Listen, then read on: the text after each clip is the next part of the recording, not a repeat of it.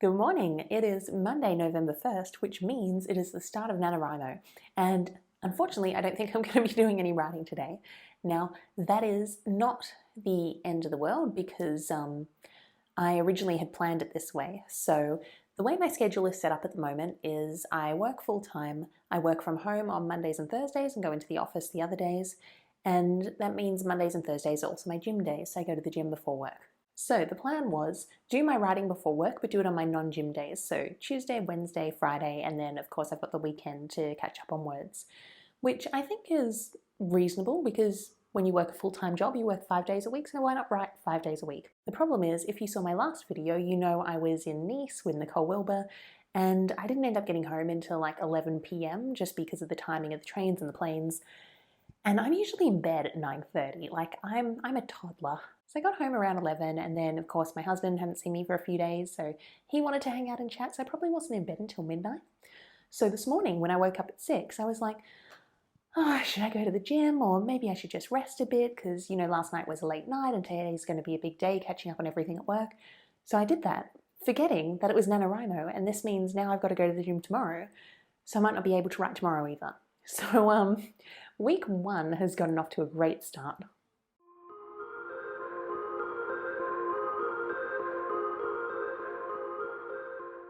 Good morning and happy Tuesday.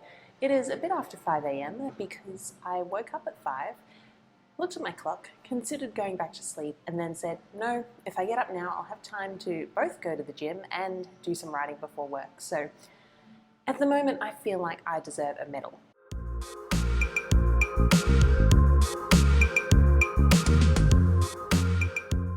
It is now 7:15. I'm back from the gym. I've decided to hop back into bed and do my writing for the day because I deserve it. So I've got about an hour before I need to do something about this and head to work. So hopefully there's probably not enough time to get my 1,667 words done, but it's time to do something.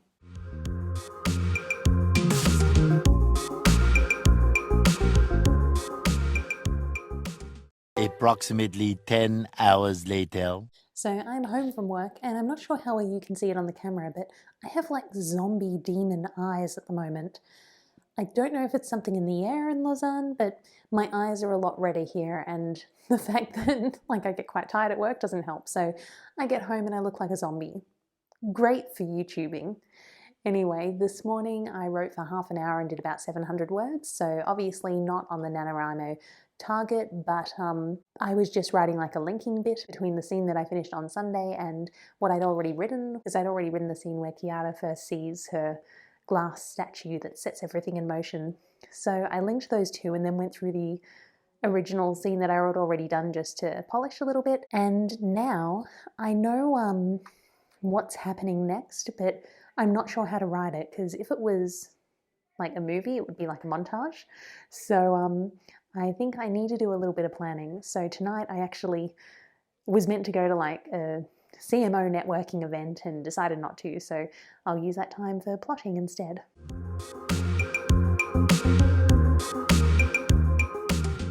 Good morning, it is Wednesday and I woke at 4 a.m. today, and I could have been good like I was yesterday and gone, okay, I'm up, I'll use this time for writing, but I was tired. I'm like, okay, I'm going to see if I can get back to sleep. And that meant I spent 3 hours not sleeping.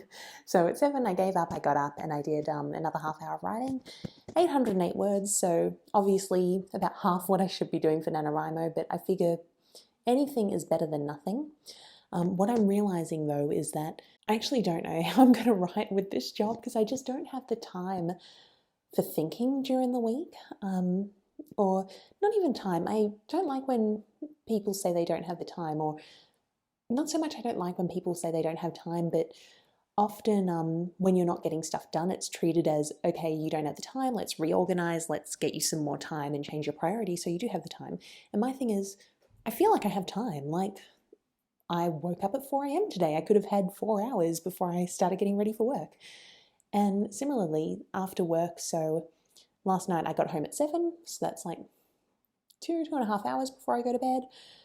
Tonight I need to get home by 6:30 because I've got a French lesson, but I'll be done with that by 7:30. So again, I've got 2 hours, but it's 2 hours when my brain feels like it has been wrung out and I don't have the capacity to do anything. So what that means is now I'm at the part of the book where like I know what's happening, but very, very broad strokes. Like I haven't outlined scenes, and I feel like it would be so much easier if I'd already had the scenes outlined, because then like I would have done the thinking and it's just the writing part. So for this week, I think I'm just going to continue trying to do like half an hour to an hour of writing a day, just because anything is better than nothing. And then on the weekend, what I'd like to do is start really outlining some scenes so that when I have my next full week of work, it'll be easier to write. But now it is time to go to work, so I have another day in the office.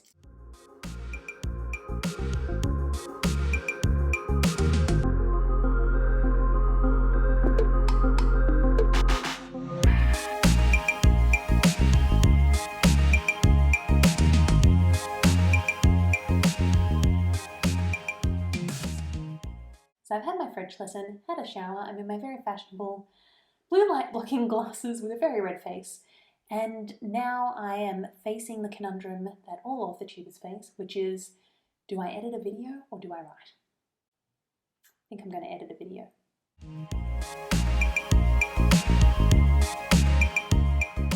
Good morning, it is the 4th of November and it's one of the other days I work from home, so I went to the gym this morning and I didn't get up until 7 actually, so it was quite late. So now I'm home and I've got to jump onto work immediately. So I don't know if I'll get any writing done after work, just because I do need to go out and buy a couple of things because we're doing a video shoot tomorrow, and I need a top to wear that's not green because that'll fade into the green screen.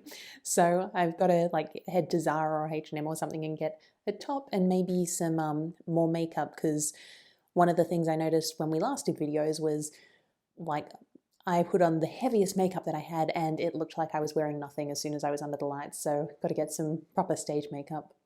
But for now, I need to get to work.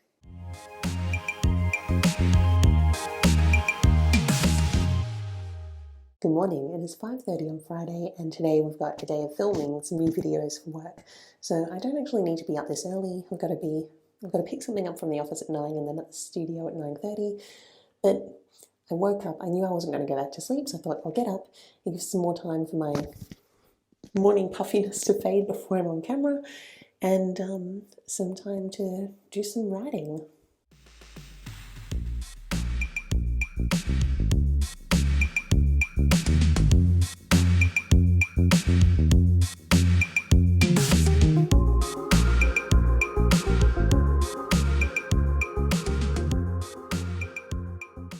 So I'm at this point in the book where like I have a list of things that can happen, but other than images of every now and then, I haven't really thought about how the scenes are structured and how to write them. And some things are really hard to write. Like I want Kiara to have a day where she's just breaking everything she tries to work on in the workshop. And this is something that's very easy to see in my head visually, but like, I don't know. Action's sometimes hard to write because things sort of happen all at once, but they can't happen all at once when you're writing them because you can only write and read one word at a time. So there's this combination of like images of moments I have in my head and a list of scenes they can go into, but I haven't really thought about where to start or finish these scenes. So at first I was going to try doing some outlining and just wasn't getting anywhere. So then I did a For the Words endurance battle with a monster where you basically need to write continuously for 15 minutes so you don't die. So that was good for getting like 550 words out, but I don't love any of the words. And so at this point I'm like, okay, I could either push through and keep writing babble that I'll probably have to cut, or I can take a step back and try planning again. So I think I'm going to try Susan Dennard's magical cookies exercise, which I've done in the past, which is a planning exercise, but you start with why you love this scene or why you love this book. And it's supposed to, one, help with planning, but also make sure all of the scenes are exciting and magical. So I think that's the best starting point.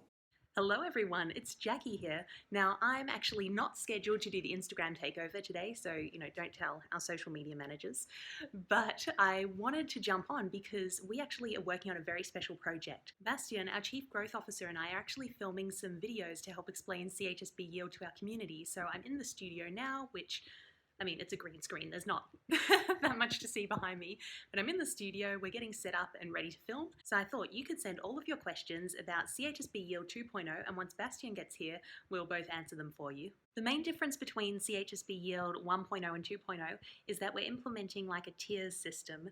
So basically, there are different rates for the number of CHSP you hold.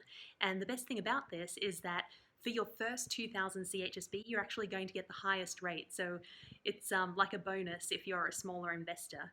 So today was not a long day in terms of hours. Like, we were done by about 4:30 and then went to the office for a little bit. But I feel so wiped out, and maybe it's the week, but I also think there's an element of when you're filming and supervising filming, like you're very on all the time. So now it's like, oh, I have time to breathe. Though I'm also feeling very sad that I didn't do filming when I was there, because there was so much lighting, so obviously the quality would be much better than this. Oh well. So, like I said, I'm exhausted. I'm going to have a shower and de-beautify and then chill for the night, and hopefully I can revive my start to Nanowrimo on the weekend. So it is now day 7 of Nanowrimo, and at this point, or not at this point, but by the end of today, I should have 11,669 words if I'm on track to hit 50,000 at the end of November. Guess how many I have? Go on, I'll give you a moment. 2,033 words. Now, this might not be a surprise to you given the lack of writing that we've actually had in this vlog, but it is a bit worse than I was expecting to do, especially considering that when I was in Nice last week, like, I did 5,000 words in 3 days and it wasn't difficult. And part of me wonders, like, did I use up all of my steam before Nano started? So there have been like a couple of factors here. One is that I got back from Nice quite late, so Monday was a bit of a wash.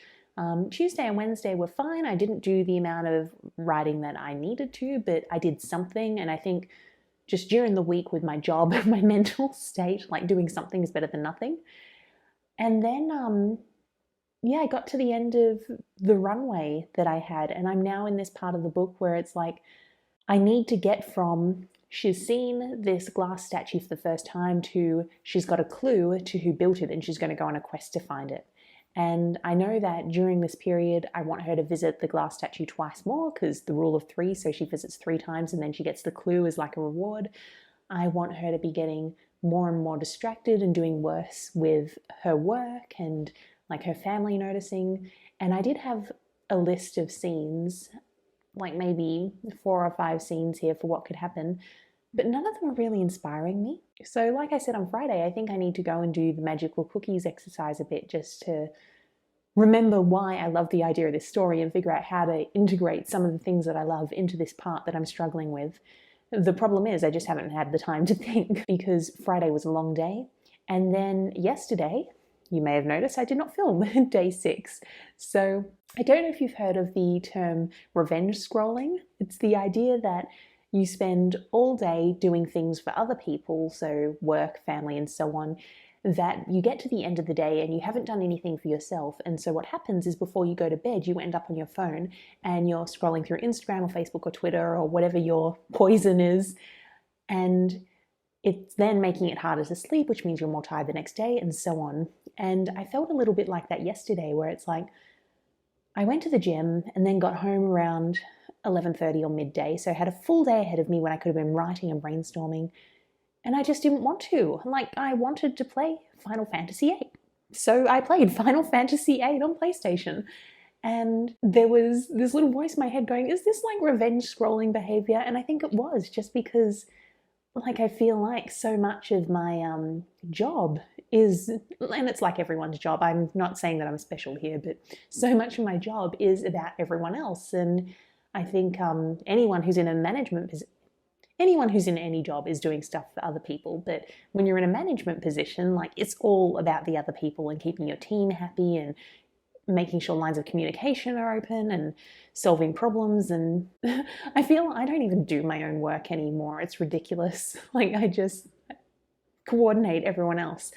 So I get to the end of this week and it's like, I need a day to just waste, because I haven't had the time to waste all week. So That's not great. The one saving grace though is that Drew and I are going on holiday this week, so today in about an hour we're actually heading to the airport to fly to Portugal, and we've got a week off. And I know you're like, you were just in Nice, weren't you? But I'm sorry in advance to everyone who's in the US who doesn't get much holiday leave, but in Switzerland we get 5 weeks and we need to use it by the end of Q1 next year, otherwise it disappears. So this year, before Nice, I'd only taken 1 week. So like I had Nice, I've got this week now, over Christmas I'm taking 2 weeks. So it's, I've got to cram it into the end of the year.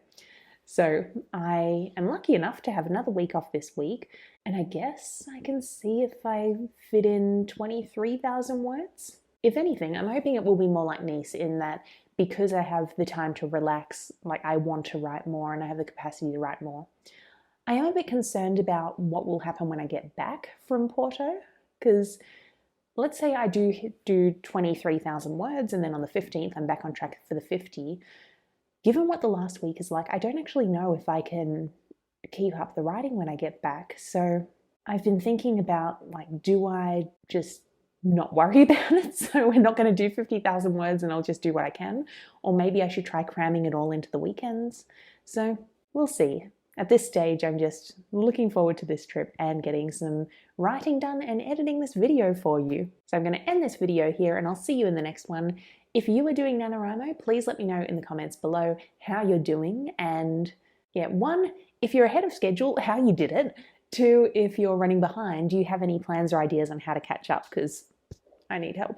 Like I've only done Nanowrimo once before, but I think this is worse than the first year when I was running quite behind. Like I was, 10,000 behind maybe in week 2 or 3, and now I'm basically 10,000 behind in week 1. This is not good. Anyway, that's all from me for today. So thank you for watching. Like, subscribe, comment, hit the notification bell, and I will see you next time. Bye.